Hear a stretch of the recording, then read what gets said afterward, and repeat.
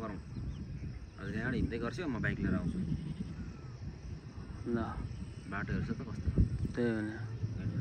हुँदैन हुन्छ म बाइक लिएर आउँछु अहिले कल आउँदै गर्छु है त ल एकदम दामी सर्ट आइराख्यो है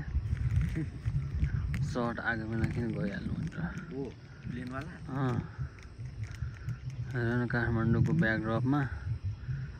टक्क प्लेन उडिरहेको गइरहेछ राम्रो है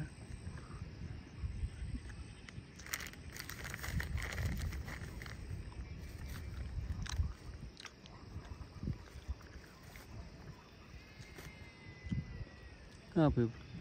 प्लेन हाँ